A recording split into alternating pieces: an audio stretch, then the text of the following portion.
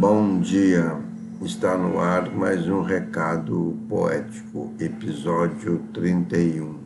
Recado poético é impróprio a menores de 18 anos.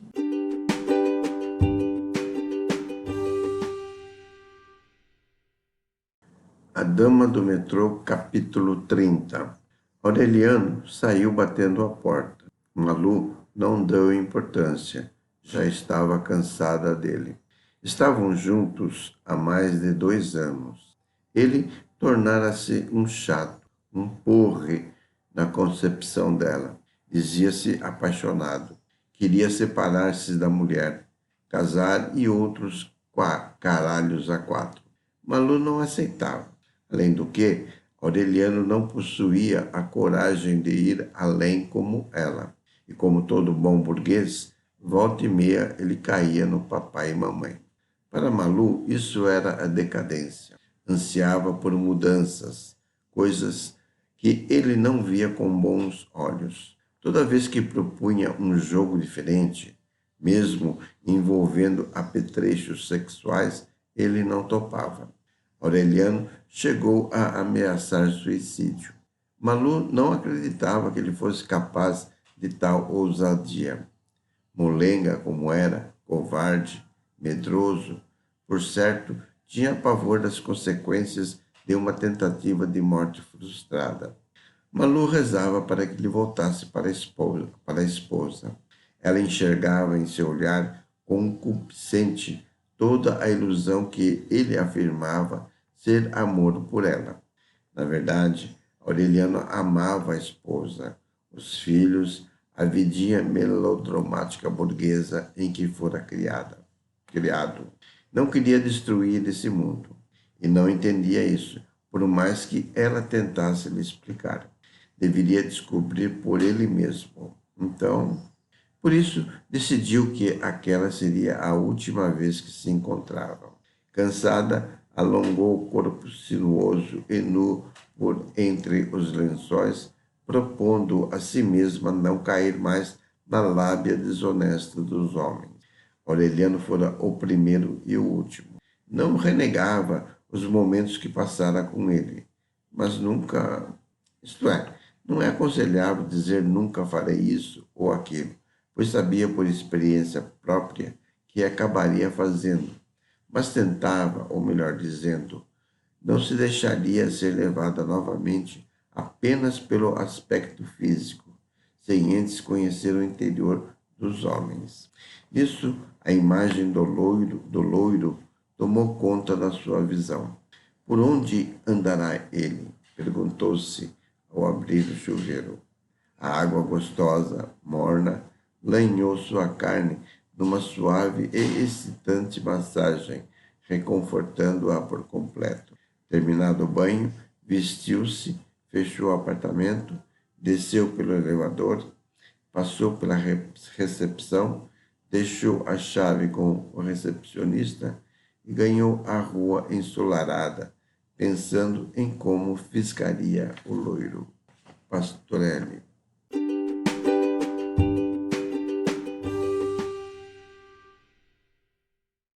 Diário de um Sentir, caderno 1.30. É preciso responder às cartas, dar continuidade ao livro. Ando numa leseira, numa preguiça, feito Zé Amaro.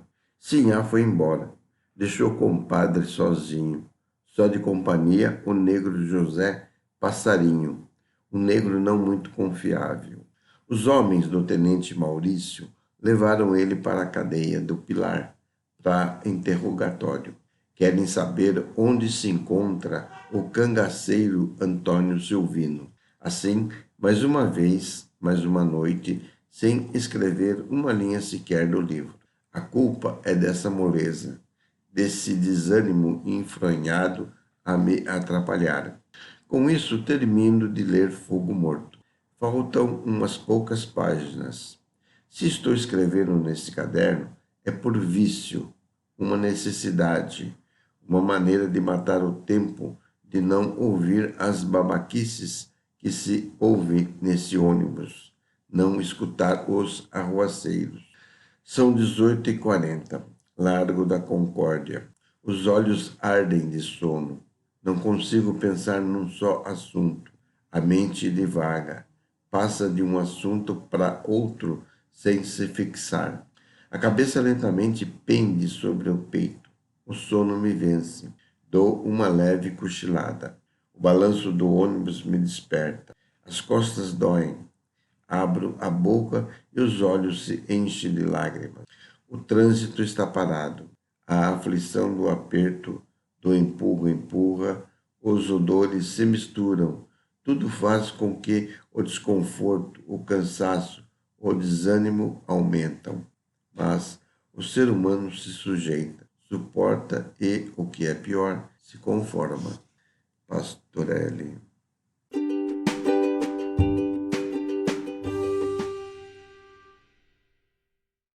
Eufórico fiz a mudança. Pouca coisa. Uns poucos livros, CDs, o aparelho de som, só. Realmente estava bastante eufórico. Feliz, posso até dizer. O dia estava lindo, poucas nuvens, céu completamente claro. Quando coloquei o último pertence no meio da sala, pulei, dancei e gritei por um bom tempo. Sentia-me livre e feliz. Livre de uma existência que não era minha. Feliz porque daquele momento em diante estaria vivendo a minha vida, e não a vida dos outros. Pastorelli.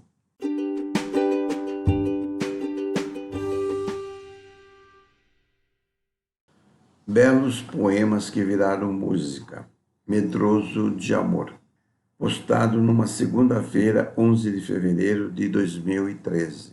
Na Bela Paris, em algum dia do ano de 1894, o pianista cearense Alberto Nepomuceno musicou o poema Medroso de Amor, de seu conterrâneo, o poeta e folclorista Juvenal Galeno.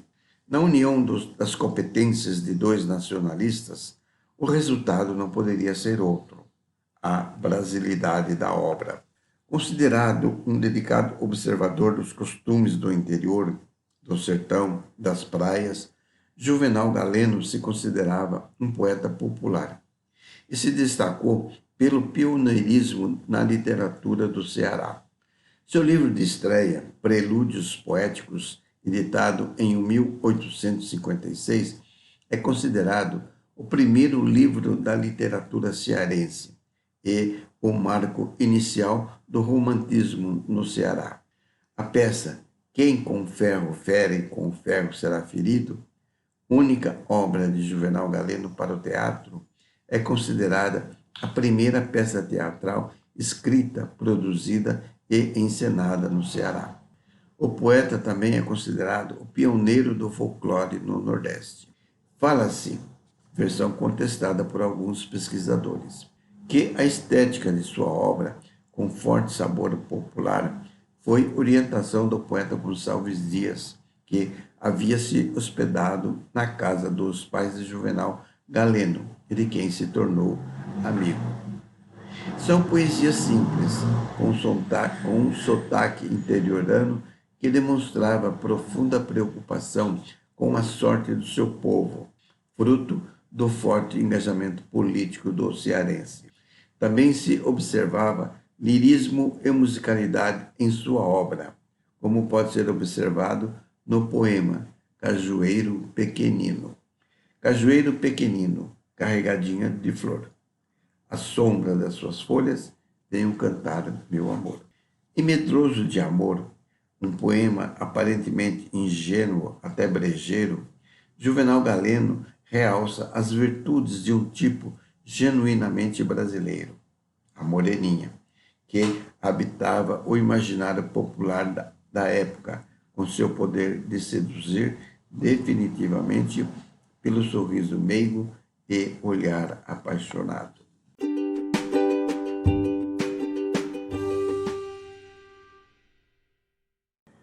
O poeta ficou cego em 1908, mas nunca abandonou a literatura. Teve uma vida longa. Faleceu em 7 de março de 1931, de uremia aos 95 anos. Denominada Opus 17, número 1, a melodia de Nepomuceno para Medroso de Amor reflete o romantismo de Juvenal e, ao ouvi-la, percebe-se claramente a simpatia que o maestro cearense nutria pelos ritmos populares brasileiros da época, como o machixe, o tango brasileiro e o choro. Embora fosse músico erudito, Nepomuceno defendia com unhas e dentes a língua portuguesa. Ficou famosa uma frase supostamente a ele atribuída: "Não tem pátria um povo que não canta em sua língua." Medroso de Amor se destaca na vasta obra de Nepomuceno por ser uma das suas primeiras incursões no universo popular. O compositor daria novas demonstrações da sua paixão pelos ritmos populares ao convidar Catulo da Paixão cearense e Ernesto Nazaré para participar das apresentações musicais da Exposição Nacional realizada em 1908. Em 1904, organizou os primeiros recitais com canções em língua portuguesa e inovou ao lançar a obra O Garatuja, sobre texto de José de Alencar. Aquilo que foi, nas palavras de Manuel Neuer, a primeira ópera inconfundivelmente brasileira em que ritmos nativos como lundu e machixe são utilizados.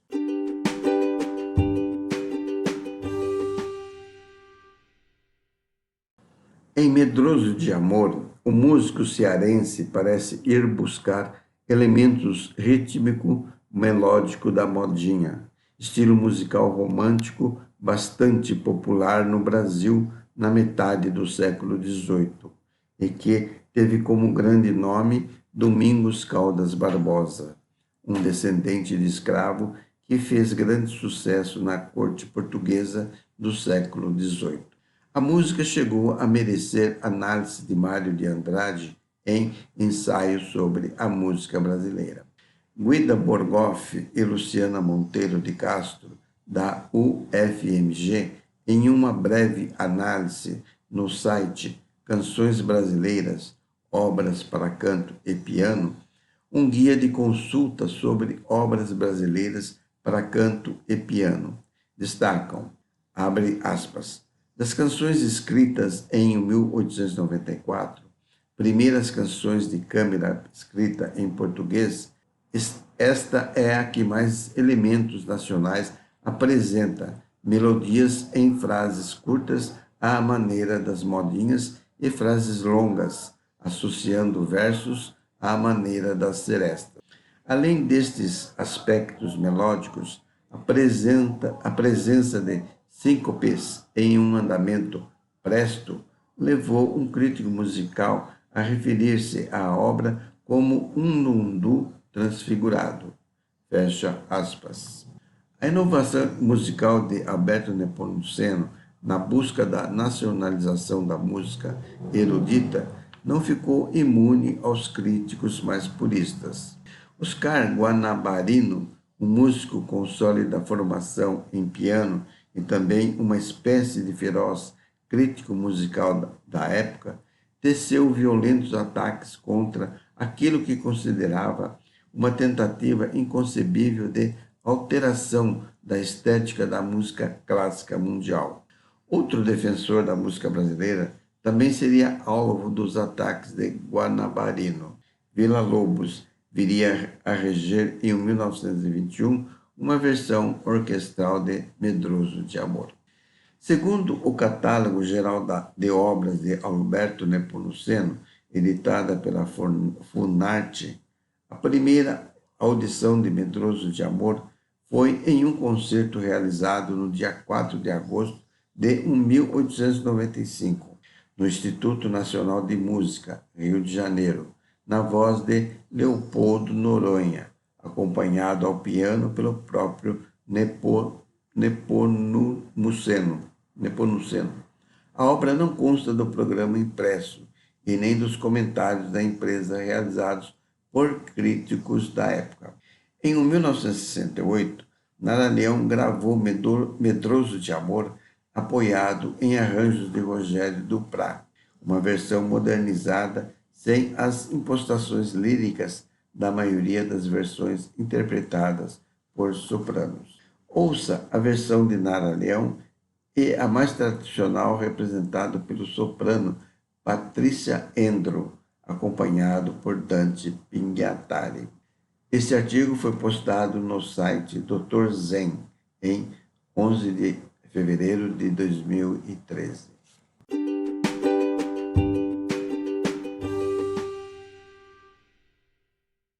A Bomba Suja, de Ferreira Goulart. Introduzo na poesia a palavra diarreia, não pela palavra fria, mas pelo que ela semeia. Quem fala em flor não diz tudo.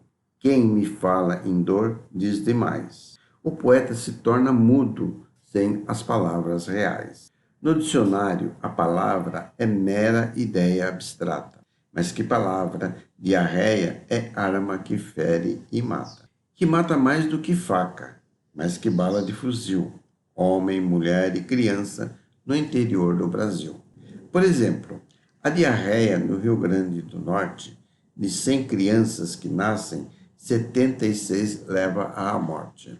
É como uma bomba que explode dentro do homem quando se dispara lenta a espoleta da fome.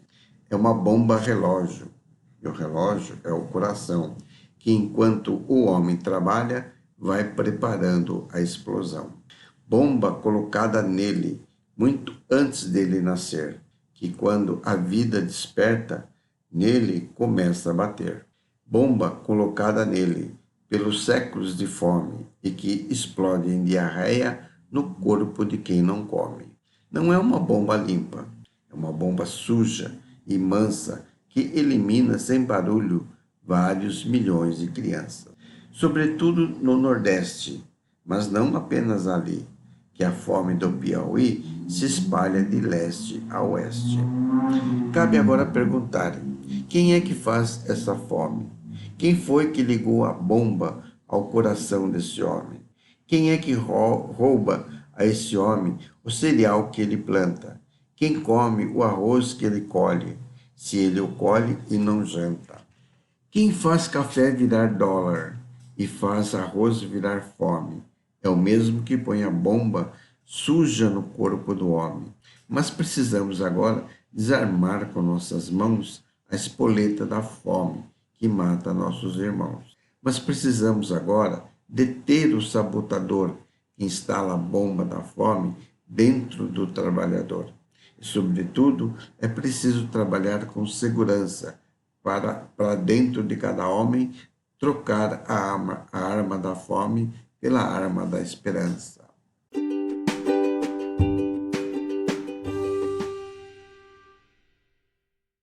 Recado Poético está sendo postado no YouTube em sua versão completa e em pequenos cortes. Ouçam, vejam, deixem o seu like, compartilhem e obrigado e até o próximo.